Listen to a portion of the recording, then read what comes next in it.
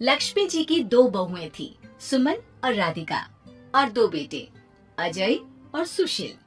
लेकिन लक्ष्मी जी के बहू बेटे उनको अपने साथ रखने को तैयार नहीं थे। बहुओं के तेज स्वभाव के चलते लक्ष्मी जी को अपना ही घर छोड़कर एक किराए की कोठरी में रहना पड़ रहा था। कुछ दिनों से उनके बेटों ने उन्हें पैसे देना भी बंद कर दिया था। ऐसी स्थिति में लक्ष्मी जी ने अपनी जमा पूंजी से एक छोटी सी दुकान खोली। एक दिन शाम के वक्त, अजी सुनते हो, तुम्हारी माँ ने दुकान खोली है। दुकान अब इस उम्र में दुकान पर बैठेगी वो। अब क्या किया जा सकता है, माँ की तो बुद्धि सठिया गई है। मोहल्ले में मजाक बनाएंगे सब हमारा। अरे जेठ जी, इसमें परेशानी क्या है अगर सासू माँ ने दुकान खोली है? हाँ हाँ, राधिका ठीक तो कह रही है। अपनी दुकान पर बैठी रहेगी, कम से कम हमें परेशान तो नहीं करेंगी। हाँ वैसे बात तो ठीक है, खुद के दो पैसे कमाएंगी तो कभी कभार हमें जो खर्चा देना पड़ता है ना, वो भी देने से बच जाएंगे हम लोग। फिर किस बात की परेशानी, खोलने दो माँ को दुकान, हमें क्या। वैसे भी अपनी कोठरी में चुपचाप रह रही है ना, चाहे दुकान खोले या मॉल बनाए, हमें उससे क्या लेना देना। अगले दिन सुमन अपनी सास की दुकान पर पहुंचती है। सासू माँ, आपकी दुकान में शक्कर है क्या? शक्कर जरा 1 किलो दे दीजिएगा। हाँ हाँ बहू है ना, लो बेटा 1 किलो क्यों, 2 किलो ले जाओ। सोच लो सासू माँ, घाटा हो जाएगा आपको, पैसे नहीं देने वाली मैं। देखो सुमन, ये मेरी दुकान है और यहाँ पर जो भी कोई सामान खरीदने आता है उसे पैसे तो देने ही पड़ते हैं। अरे सासू माँ, ऐसा क्यों करी आप?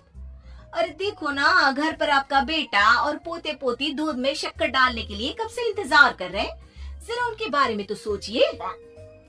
अरे ऐसी बात है क्या? अब मुझे नहीं पता था। बहू एक काम करो, वैसे भी पहली बार आई हो ना, ये शक्कर तुम ऐसे ही ले जाओ, पैसे देने की जरूरत नहीं है। अगले दिन राधिका भी अपनी सास की दुकान पर पहुंचती है। प्रणाम सासू माँ, कैसी चल रही है आपकी दुकान?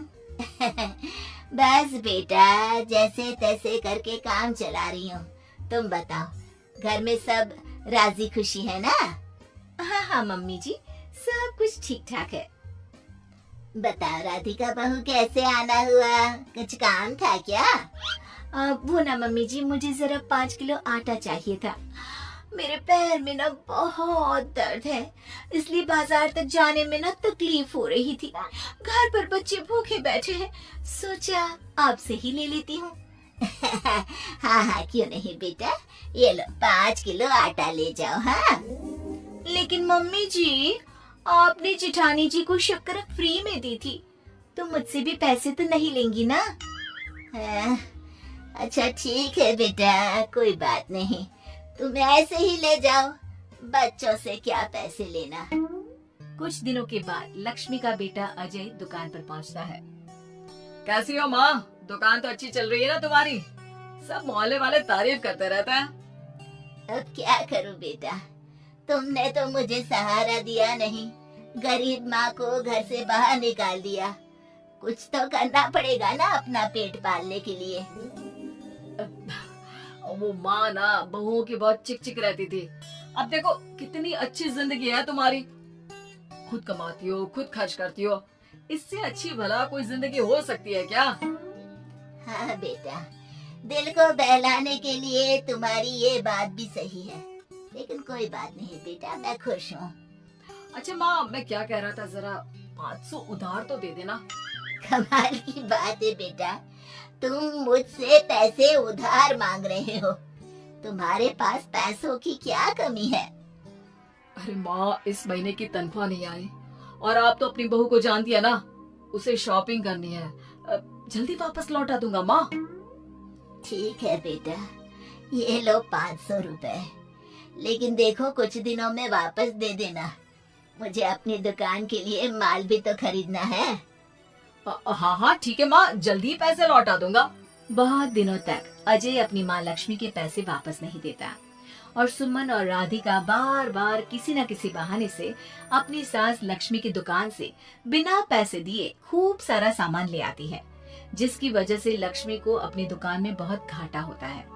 फिर एक दिन जब राधिका सामान लेने के लिए लक्ष्मी की दुकान पर पहुंचती है, सासू माँ, जरा वो 1 किलो दाल तो देना। नहीं बहू, अब मैं तुम्हें या सुमन को कोई सामान फ्री में नहीं देने वाली। तुम लोगों ने कभी कोई मदद नहीं की मेरी, उल्टा मेरी दुकान से फ्री का सामान ले जाकर मुझे मुश्किल में डाल दिया है। लेकिन मम्मी जी, हम तो आपके बच्चे हैं ना। अगर इतना ही मेरे बच्चे हो तो फिर मुझे घर से बाहर क्यों निकाल दिया?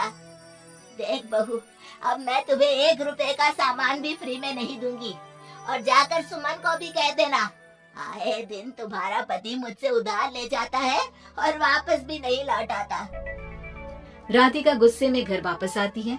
घर आने के बाद, क्या हुआ राधिका, बहुत गुस्से में लग रही हो तुम? सासू माँ की दुकान पर गई थी ना? सासू माँ का तो कुछ करना पड़ेगा, जब से ये दुकान खोलकर बैठी है। अक्कड़ तो देखो उनकी। अरे लेकिन हुआ क्या है? होना क्या है, दाल लेने गई थी, मुझे 4 बातें सुनाकर उल्टा भेज दिया, कुछ दिया भी नहीं। ये तो सासू माँ ने ठीक नहीं किया। देखो मेरे पास ना एक बहुत अच्छा प्लान है। कैसा प्लान भाभी? हम अपनी सासू माँ की दुकान में किसी चोर से कहकर चोरी करवा देते हैं और सारा सामान अपने घर मंगवा लेंगे। उसके बाद हमारे पास फ्री में सामान भी आ जाएगा और सासू माँ की अकल भी ठिकाने आ जाएगी। ठीक है भाभी, मैं आपका पूरा साथ दूंगी। आप जल्दी से ये काम करवा दीजिए।